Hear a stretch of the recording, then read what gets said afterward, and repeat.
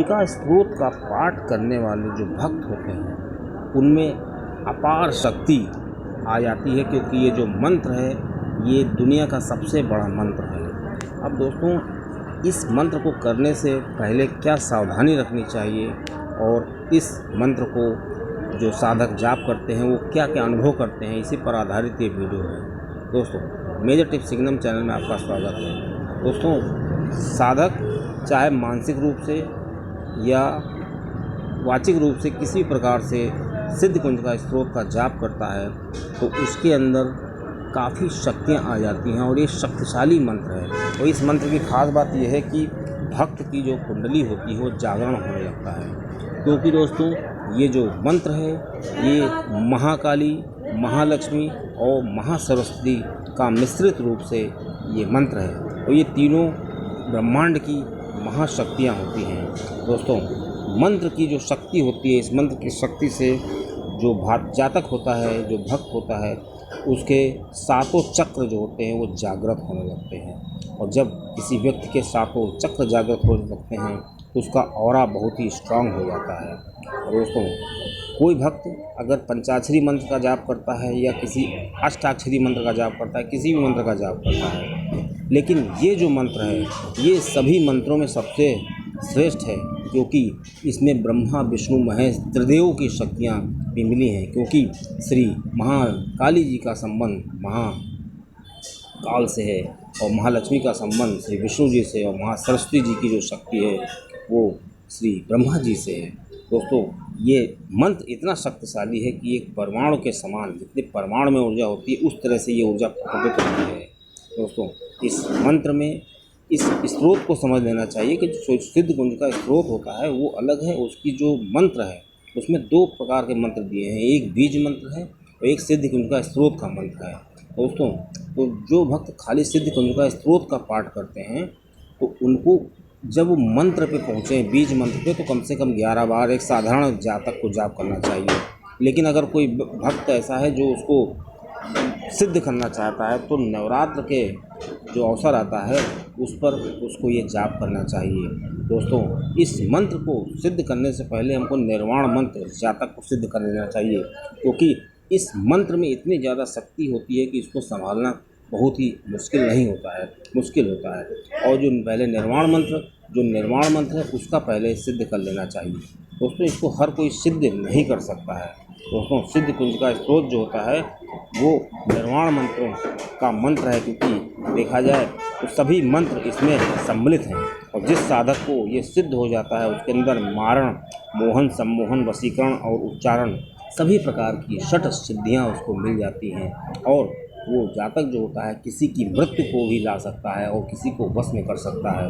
दोस्तों, वो जो जातक इन मंत्र को सिद्ध कर लेता है वो किसी भी प्रकार की शक्ति को रोक सकता है और किसी भी प्रकार के कर्म को शांत कर सकता है। और दोस्तों, इस मंत्र में इतनी शक्ति कहाँ से आई ये जानते हैं। दोस्तों, सिद्ध कुंजिका स्त्रोत जो होता है वो जो जितनी 9 दुर्गाएँ, 9 माताएँ हैं ये उनका मंत्र है, उनका सम्मिलित रूप से मंत्र है। और प्लस जो 10 महाविद्याएँ होती हैं, जो महाशक्तियाँ हैं, इनका सम्मिलित रूप से ये मंत्र है। और दोस्तों, इन शक्तियों का आप ऐसे समझ सकते हैं कि दुनिया में जितने कार्यकलाप होते हैं, जितनी शक्तियाँ, जितनी क्रियाएं होती हैं, ये सब इन शक्तियों का एक लेश मात्र इकाई है। अब आप समझ सकते हैं कि इन मंत्रों में कितनी ताकत है। दोस्तों, देवी के समस्त रूपों की शक्ति इसमें समाई है। अब दोस्तों, आइए अनुष्ठान जानते हैं कि जो भक्त इसका अनुष्ठान करते हैं उनको क्या सावधानी रखनी चाहिए। सबसे पहली चीज़ तो है कि जो साधक इस मंत्र को अनुष्ठान करते हैं उनको एक अपना समय निश्चित कर लेना चाहिए, क्योंकि ये तंत्रों का जो सिस्टम है, क्योंकि जिस प्रकार तंत्र हैं वो सब रात्र में किए जाते हैं, ये तो मंत्र भी 8 से 9 के बीच में, 8 बजे के बाद ही करना सही रहेगा। और दोस्तों, इसको सिद्ध करने के लिए जो एक समय है जाप करने का वो आपका फिक्स होना चाहिए रात में। ये नहीं कि कभी कर लिया, कभी किसी समय कर लिया। जब जाप करने का समय एकदम निश्चित होगा तो उसका फल भी बहुत अच्छा होगा। अब दोस्तों, इस पाठ को करने से पहले कब से करना चाहिए पाठ? तो अगर नवरात्र के समय से इसको करें, नवरात्र की शुरुआत से, तो ज़्यादा अच्छा रहता है। और दोस्तों, जो भक्त इस मंत्र के 1.25 लाख जाप कर लेता है उसके अंदर अकल्पनीय शक्ति का संचार हो जाता है। अब दोस्तों ये इतनी शक्ति कहाँ से आती है? क्योंकि महाकाल की शक्ति श्री काली जी और महालक्ष्मी श्री विष्णु जी की शक्ति हैं और ब्रह्मा जी की शक्ति श्री सरस्वती जी हैं। दोस्तों इस प्रकार जो होता है पूरा ब्रह्मांड की शक्ति उस व्यक्ति के पास आ जाती हैं। अब दोस्तों ब्रह्मचर्य का पालन करना इस साधक को बहुत ही महत्वपूर्ण हो जाता है जो इस प्रकार की सिद्धियां करता है दोस्तों। क्योंकि जब कोई साधक इस मंत्र का जाप करता है तो योगनियाँ और यक्षिणियाँ जो होती हैं वो उस साधक की परीक्षा लेती हैं। क्योंकि आप ये मानते होंगे क्योंकि जितना बड़ा मंत्र होता है, जितना अच्छा रिजल्ट मिलने वाला होता है, उसकी परीक्षा भी उतनी कठिन होती है। जैसे IAS की परीक्षा बहुत बड़ी मानी जाती है तो उसका जो एग्ज़ाम होता है वो भी बहुत बड़ा होता है। इसलिए जब भी कोई भक्त इस मंत्र की शुरुआत करता है तो उसका मन भटकने लगेगा। और भटकने क्यों लगता है कि जो योगनियाँ होती हैं और यक्षिणियाँ होती हैं वो उस भक्त की परीक्षा लेती हैं। जाप का समय उसको फिक्स कर लेना चाहिए और उस जातक को आलस बिल्कुल नहीं करना चाहिए। और तीसरी सबसे बड़ी इम्पॉर्टेंट चीज़ है कि महिलाओं का बहुत सम्मान करना चाहिए। जो जातक जो भक्त इस मंत्र को सिद्ध करना चाहते हैं उस दौरान उनको महिलाओं का बहुत सम्मान करना चाहिए दोस्तों। अच्छा तो ये होता है कि पहले निर्वाण मंत्र का जो साधक है वो सिद्ध करे, उसके बाद कुंजिका स्त्रोत का सिद्ध करे। लेकिन अगर कोई साधक सीधे कुंजिका स्त्रोत का सिद्ध करना चाहता है तो पहले उसको बहुत ही सावधानी रखनी चाहिए। हो सके तो किसी गुरु के सानिध्य में ऐसा करना चाहिए क्योंकि इसमें असीम ऊर्जा प्रकटित होती है दोस्तों। जो भक्त इसका जाप करते हैं उनको असीम ऊर्जा का एहसास भी होगा और उनको एहसास भी होगा कि मेरे आसपास कोई दैवी शक्ति है। वो आसपास वो शक्ति का अनुभव करेंगे और अगर ये सिद्धि हो गई उस भक्त को तो उसके अंदर सबसे बड़ी चीज़ आती है, उसको दिव्य दृष्टि उसकी खुल जाती है। उसके जो चक्र होते हैं, खासकर हृदय चक्र, आज्ञा चक्र और सहस्त्रार चक्र बिल्कुल खुल जाते हैं।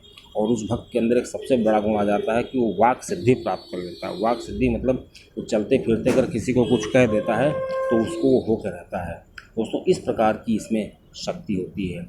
अब दोस्तों कोई अगर किसी को कुछ करवा रहा है या आपको लग रहा है कि कोई तंत्र वगैरह कर रहा है तो अगर ये सिद्ध किया हुआ व्यक्ति वहाँ पर पहुँच जाएगा और थोड़ा प्रयास करेगा तो उसकी शक्तियों को छेड़ कर सकता है।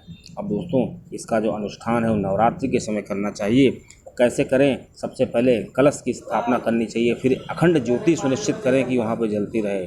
फिर माता का श्रृंगार कराना चाहिए, चुनरी चोला इस तरफ से चढ़ाना चाहिए। उसके बाद ब्रह्मचर्य का पालन करना बहुत ही ज़रूरी है और जो जातक होता है उसको सात्विक भोजन करना बहुत ही आवश्यक है। अगर सात्विक भोजन नहीं करेगा तो उसका मन शांत नहीं रहेगा और इस सिद्धि को प्राप्त करने के लिए जातक को मन शांत करना बहुत ही ज़रूरी है। क्योंकि जब जातक इस तरह का पाठ शुरू करता है तो उसके अंदर कामुक विचार आ जाते हैं और ये मंत्र जो होता है उसको प्रभावित करता है और जो योगनियाँ होती हैं उसकी परीक्षा लेती हैं।